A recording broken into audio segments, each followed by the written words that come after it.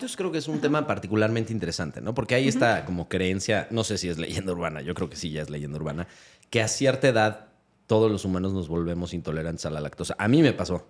Creo que, no me acuerdo si fue a los 29, 28, por ahí. Pero me empezó a caer de tragar todo el queso del mundo, ya sabes, pizza como loco y todo. Ya un helado y boom, baño. O sea, siento que... No siento. Estoy seguro que me volví intolerante a la lactosa. Ok. Eso es común, le pasa a todo el mundo. O sea, sí, los lácteos tienen algo en particular que hay que dejar de consumirlos, ¿no? La lógica de esa teoría era que consumimos leche cuando somos infantes. Ajá, como los becerritos. Exacto. Exacto. ¿Hay algo de verdad? Hay algo de verdad, sí. Mira, en todos los genes y el gen justo que produce la enzima para metabolizar los lácteos, tenemos una parte del gen que viene de mamá y la otra parte del gen que viene de papá. Entonces, si tú tienes de parte de los dos la forma del gen que sí te ayuda a metabolizar los lácteos, nunca te vas a volver intolerante. Porque el gen sigue funcionando, sigue creando esa enzima cada vez que lo necesitas. El cuerpo es muy sabio, entonces si tú necesitas algo y te puede ayudar, lo va a hacer. Ahora, ¿qué sucede? Muchas personas no se volvieron intolerantes a la lactosa, siempre lo han sido. Y cargan de mamá y papá un gen que no los ayuda a metabolizar los lácteos y otro que no les ayuda a metabolizar. Entonces son personas que nunca pudieron recibir lactosa. Okay. Punto. O sea, cuando es doble gen... Exacto. No. Exacto, es a los que les llamamos homocigotos. O sea, homo igual. Entonces, homocigoto para bien, para sí metabolizarlo, homocigoto para no metabolizarlo. No digas esa palabra porque te van a cancelar. No es cierto. Dijo homocigotos. Homocigotos. Tranquilícense, personajes woke. Y luego están donde yo creo que tú caíste, que se llaman heterocigotos. Entonces, tienes un gen de parte de mamá o papá, Claro, no sé, no que sí te ayuda a metabolizar, y un gen de parte de mamá o papá que no te ayuda a metabolizar. Entonces, el que sí funcionó un ratito hasta que se cansó. Okay. Y ya. Entonces, a partir de ahí no es que te volvieras intolerante, es que el gen ya no pudo porque hacía la carga de dos genes. Tú lo estabas obligando a metabolizar lácteos en gran cantidad, el gen se cansó y te dijo, yo ya no puedo seguir haciendo esto. Dejas de producir la enzima y es donde dices, ¿cómo de repente a tal edad me volví intolerante? Claro. Hablando de eso aquí en México, yo te voy a decir que, o sea, en los estudios que yo he hecho, yo calculo más o menos que un 20% toleran muy bien los lácteos. O sea, de la población. De la población, ajá. O sea, bueno, de los estudios que yo he hecho. Que no sé, o sea, te estoy hablando, por ejemplo, de un pool de 5,000 personas. ¿Okay? Que es bastante representativa, ¿no? Los estudios a veces hasta con 100 pasan, ¿no? Exacto. Entonces, algunos sí, pero es un 20%. Y luego estará como un 50% que es intolerante. O sea, en México en realidad sí somos muy intolerantes. Ajá. Y el resto son más o menos. Que oye, pues un tiempo sí y luego me cayó fatal. Claro. Bueno, pues entras por ahí. Ese es el 50% de la población. Qué raro, ¿no? Porque somos la tierra de la quesadilla. Estábamos hablando también ahorita que llegaste a un tema que me parece... Ahorita hay que entrar también en los genes y qué papel juegan en todas nuestras vidas, porque creo que tenemos que profundizar. Pero el tema que estábamos hablando, que evolutivamente hablando, lo que van haciendo tus ancestros va modificando tu genética. Así es. ¿Correcto? Entonces, de repente... Lo que decías, me platicabas, ¿no? Que igual y la gente en Siberia no hay tantas verduras. Entonces, ellos las verduras les caen de la chingada. Exacto. Es posible que tengan un mayor indigestión al momento de consumirlas. Si en realidad no es algo que consumen todos los días, pero les das hígado de consumir y les cae perfecto, aunque es una cantidad de grasa impresionante. Okay. Cosa que quizá algún latino pues, no le va a caer tan bien. Claro. Entonces, lo que comieron tus ancestros un poco determina qué es lo que deberías de comer tú, ¿correcto? Bueno, sí. Pero van habiendo mezclas y van habiendo cambios. Ese es el problema. Okay. O sea, que el día de hoy empieza a haber mucha mezcla. Entonces, ejemplos, ¿no? Uno de los mejores amigos de mi esposo es mexicano y está casado con una francesa. Entonces, su hija trae una mezcla importante. Chupa mucho genético. No. Entonces, ¿qué le puedes dar? Pues no sé, o sea, ya viene otra mezcla por completo donde ni es una dieta estilo mediterránea, ni es una dieta estilo occidental. ¿Qué le va a ella? Pues no sabemos, pero hay que darnos cuenta que aun y cuando sí traemos una carga genética importante, la combinación de nuestros genes es tan única que no se va a repetir con la de alguien más. Que eso es fascinante de la genética, ¿no? Es algo que escuché también el otro día, que somos nuestros genes, nuestro genoma completo es como una huella digital. Tal cual. Que es una en un trillón de posibilidades que exista y que nunca va a poder volver a existir. O sea, realmente cada quien es único. Somos únicos, excepto, claro, los gemelos idénticos, que eso sí vienen de la misma célula y tal, y aún así, durante el transcurso de su vida pueden desarrollar una salud muy distinta. Porque al final es el ambiente el que puede detonar el que alguna enfermedad que tú tienes escrita se presente o no se presente. Claro. Que hay muchos estudios así. El otro día leí uno de ya sabes, gemelos que los separan en el nacimiento porque los dan en adopción o algo así. Y hacen como investigación un poco de qué está pasando para ver si realmente suceden las mismas enfermedades. Y creo que era muy diferente. ¿O cuál ha sido? ¿Has visto algún tipo de estudio así? Sí. ¿Sí desarrollan algo igual o...? Sí, bueno, esos estudios justo donde se separaban y luego los empezaban a investigar y tal, ahorita ya están prohibidos porque se violaba mucho la ética en las personas, porque al final el fin de separarlos era la investigación. Ah, no, pues ahí está. Y eso muy es fuertísimo, nazi, ¿no? así es. Y es algo que pasó pero en Estados Unidos. Pero no, si los separan naturalmente, la vida. Sí, si los separan naturalmente, pero no se someterían a investigación. Okay. Exacto, pero por ejemplo, si hay un documental que se llama Three Identical Strangers y estos eran trillizos y los separaban. Y esto era una agencia de adopción que estaba creo que en Nueva York. Y luego escogían las familias en donde iban a estar, analizaban los ambientes y los iban revisando conforme pasaban los años, ¿no? Y al final, pues sí veías que... Qué interesante. Está no ético probablemente, pero... Sí, ¿Qué veías? Sí. ¿Qué veías, Ale? Pues, por ejemplo, en ellos tres, al fin eran exactamente los mismos genes, pero ¿qué sucedía? Que fueron creciendo y unos fueron desarrollando ansiedad, otros como más depresión, el otro estaba bien, pero lo analizabas el entorno y tenía el entorno familiar que lo adoptó uno de ellos, era mucho más estable, el otro tenía un papá más autoritario, el otro había sido abandonado. Entonces, al final, siempre tiene que ser una combinación entre tus genes y tu ambiente. ¿Qué es más importante el día de hoy?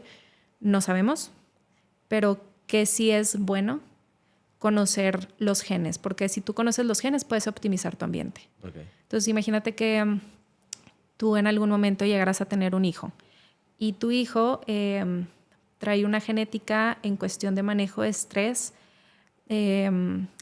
muy pobre. O sea, que el estrés le hace mucho daño. Pero tú sabes eso desde que él está chiquito. Entonces es un niño que a la primera que a lo mejor un niño le hace una cara fea o le pegan o algo, lo siente mucho más feo que otros. A lo mejor si tú sabes eso como papá, en lugar de decirle a tu hijo, que nadie se lo debería decir, pero qué exagerado, ya no llores, ya no hagas esto, ya no hagas lo otro, lo ayudas a manejar ese estrés. Enseñarle que así hay personas. Claro. Que bueno, oye, a ver, él te hizo eso. Bueno, vamos a platicar con alguien más o dile que no te gusta. Entonces lo ayudas a navegar mejor en la vida.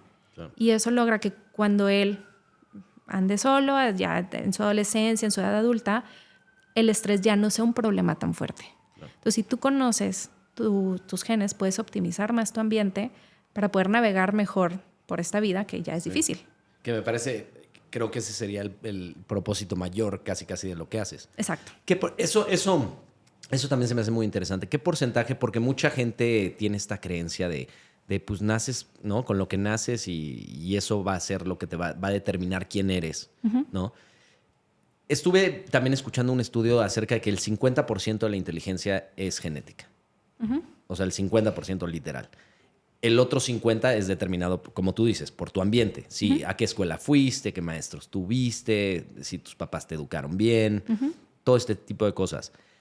Y a final de cuentas, si es 50, todo es 50-50, como la inteligencia, porque si es 50-50, pon tú que igual y naces privilegiado. Tienes el 50% de capacidad intelectual y tienes esa cubetita llena. Pero de repente eres un huevón, no te importa estudiar, no te importa, no lees, no quieres prepararte, pues igual y nada más completas de la siguiente cubeta 3%. Entonces alguien que nació con igual y no nació con privilegiado genéticamente, digámoslo así, nació con 30%, pero le echa todas las pinches ganas, trae 80%, ¿no? Porque llena a otro. ¿Todo es así en los genes? En algunos sí. Aún la genética sigue estando como, digamos, entre comillas, en pañales dentro del estudio de la ciencia. porque, digo, apenas fue en el 2003 que Lo se del descubrió, genoma, sí. ajá, que se descubrió todo el genoma humano y se sabe dónde están los genes, cómo actúan y demás. Y aún así hay muchos genes que no sabemos para qué sirven. Que fue de lo más caro, o sea, me acuerdo que esa investigación fue como famosa porque de lo caro que fue, ¿no? ¿Cómo se dice cuando no es clasificar ni catalogar, es como, no es descifrar? O sea, lo que hicieron es mapearon Sí, todo el genoma. Mapearon todo el genoma, Okay. ajá. No todo es así con los genes, hay cosas que sí. Se sabe, por ejemplo, que la inteligencia de los niños y niñas está muy influenciada por la inteligencia de la mamá. Ok. Entonces, bajo eso, bueno, por ahí sabemos que por ahí viene una carga muy importante, que la mamá pasa bastante de la parte cognitiva. ¿Más que el papá? Mucho más que el papá. O sea, ¿qué tanto más? En porcentaje no sabría decirte, No, pero sí se sabe que es mucho más de la mamá y sí es significativo. Ah, caray. Entonces, ¿qué tienes que hacer con el resto? Justo, pues, dar las oportunidades, ¿no? Sí hay gente mucho más privilegiada y al final, entonces, los genes que tanto van a jugar, no sabemos. Es lo que decías, ¿no? Oye, tienes a lo mejor un niño que no trae tanta carga de inteligencia, IQ y demás. Ok. Pero es un niño que en su escuela tiene grupos más pequeños, tiene una atención más personalizada, que lo metes a escuelas de verano, que lo tienes en un idioma por las tardes. Entonces, es un niño que constantemente está generando nuevas conexiones neuronales, nuevas conexiones, y entonces crece más bajo ese aspecto.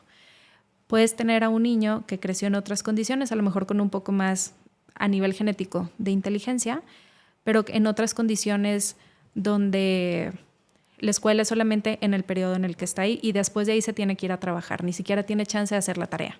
Okay. Y es un niño que en verano, pues, no le pueden pagar una escuela de verano para que siga aprendiendo. Entonces, todo el verano está viendo la tele porque mamá y papá están trabajando y él está en casa. Entonces, todas estas cosas que él podía ir aprendiendo, pues claro que empiezan a borrarse, mientras que el otro sigue echándole como todos los días a su morral de inteligencia. Claro. Las condiciones en las que uno crece afectan bastante el desempeño que se va a ver después en la adolescencia y en la edad adulta. Hace poco me tocó ver a una persona en la consulta.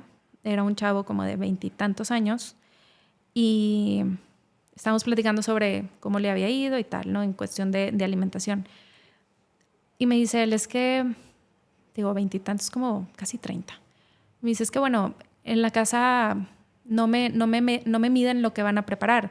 Y si yo les digo que me preparen huevo con tomate... ¿No me miden, no me pesan? No me pesan, okay. No me nada. Ajá. 30 gramos de Exacto. jitomate. Y me dice, pues es que si no lo hacen, pues ni modo. Y entonces yo le digo, tienes casi 30 años. ¿Por qué no lo haces tú? Y me dice, pues es que nunca me enseñaron. Era white chicken. Y entonces yo decía, qué fuerte. O sea, ¿nunca le enseñaron a una báscula? Pues a cocinar.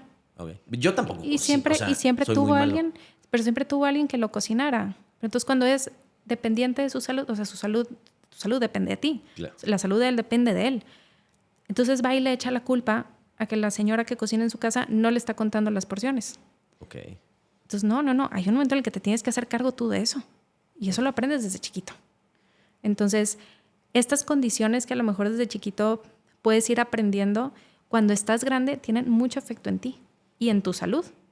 Entonces, es bien importante cuando se puede conocer esto desde que son niños, se puede ir creando un ambiente bastante estable para que de adultos sean adultos independientes y que puedan hacerse más cargo de sus cosas y que no estén justo...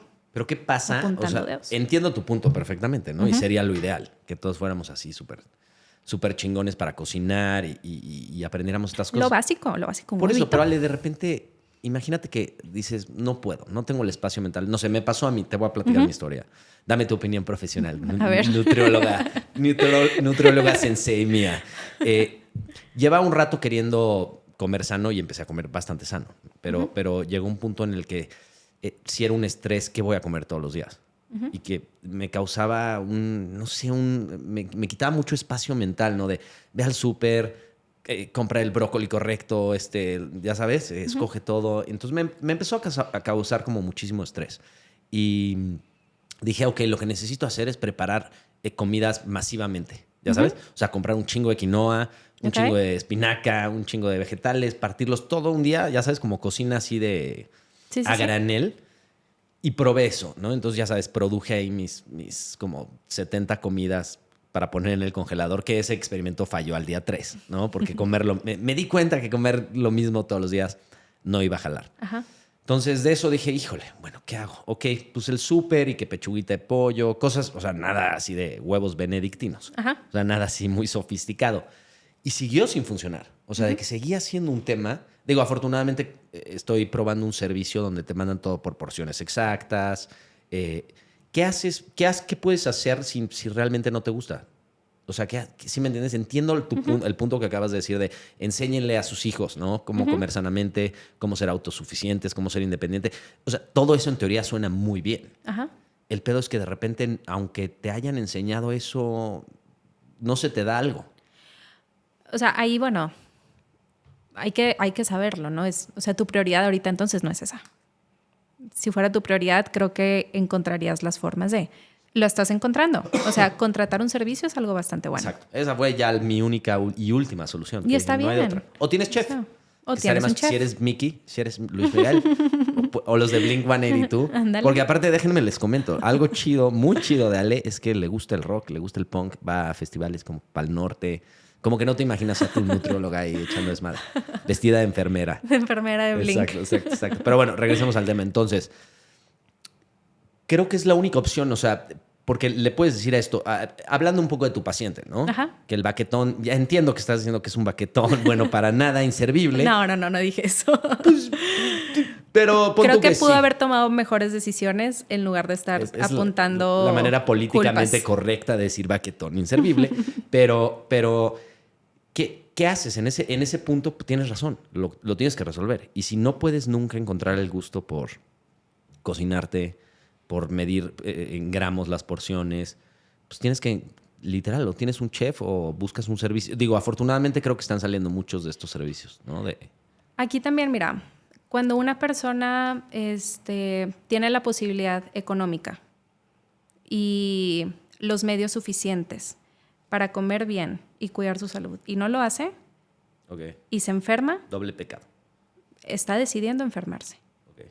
Y eso es algo que tienes que... O sea, que todos tenemos que estar como muy conscientes de eso. Hay gente que no puede. Hay gente que no le alcanza para comprar quinoa. Claro. Hay gente que no se va a poder cocinar todos los días. Hay gente que lo único que puede comer es los tacos que están en el camino al trabajo. Hay mamás que trabajan 2 o 3 turnos y que no pueden llegar a casa a cocinar. Si esta persona se enferma, no es su culpa. Claro. Es culpa de la sociedad que le está poniendo en esa situación. Pero si tú, que tienes la posibilidad, que puedes comprarlo, que tienes el tiempo, que puedes contratar a alguien, que puedes encontrar una solución, Claro. te enfermas por algo que se pudo prevenir con alimentación, tú decidiste enfermarte. O sea, es enteramente tu culpa, es enteramente tu culpa. Es una sentencia como fuerte de escuchar, pero tienes razón. No hay más. Es cierto. O sea, si lo vemos lógicamente, tienes toda la razón. O sea, si sí tienes los medios para poder encargarte de tu alimentación, ¿no? Y eso se va a ver reflejado en tu salud, evidentemente en algún punto, pues sí, el irresponsable fuiste tú. Exacto. Ahora, ¿qué hace la gente? Que igual y no... o sea, ¿hay algún consejo de nutrióloga que puedas decir, bueno, échate un Alka-Seltzer 2 veces a la semana y eso va a alivianar el pedo que comes tacos de canasta todos los días? ¿Para quiénes? Para la gente que no puede. La gente que realmente... O sea, el ejemplo que dijiste, ¿no? La gente que va literal del trabajo a su casa desde muy temprano hasta muy noche y realmente lo único que le da tiempo es agarrarse unos tacos en la calle. Que creo que es el caso de muchas personas. Es el caso de el grueso de la población. O sea, 70% de los mexicanos, que es 7 cada 10, están en inseguridad alimentaria. No saben si van a poder comer mañana. No saben si van a poder comer hoy en la noche. En estas personas y en ellas mismas, y te lo pueden decir, la salud no es una prioridad. ¿Qué es la prioridad? Sobrevivir, Claro. ganar dinero, alimentar con lo que puedan a sus hijos. Claro. No quieren pasar hambre. Pasar hambre es la peor tortura que una persona puede vivir. Y esa es la prioridad de estas personas, no pasar hambre. Entonces no les puedes decir, ay, ¿y por qué estás tomándote una coca? ¿Por qué no te compraste un refresco? Totino? Ajá, pues resulta que el refresco les da más energía para que durante el día puedan sobrevivir a hacer sus labores a que si estuvieran tomando agua. Claro. O sea, 100%. Sí, y no hay tacos orgánicos. no le voy a decir a los albañiles que están construyendo mi casa, aquí les traigo su ensaladita Claro. Se van a Necesitan desmayar torta a de las 2 necesitan horas. una torta de tamal, literal. Sí, Sí, sí. porque están 8 horas Claro. bajo el sol haciendo trabajo físico. Sí. Entonces, Qué difícil eso, ¿eh? O sea, qué difícil que eso es... No hay solución a lo que acabas de decir. la solución está, pero no está apuntando hacia ellos, diciéndoles que es su culpa, que es lo que mucha gente hace. La solución no está en poniéndoles programitas de gobierno de que se midan el abdomen a ver si ya creció y si están enfermos. Claro, claro. La solución viene desde muy atrás en una cuestión económica, en una cuestión educativa, donde se tiene que apoyar más a las mujeres que trabajan, donde se tiene que apoyar más con desayunos escolares, donde la gente puede movilizarse mejor dentro de su ciudad sin tardar 2 o 3 horas en llegar de un lugar a otro.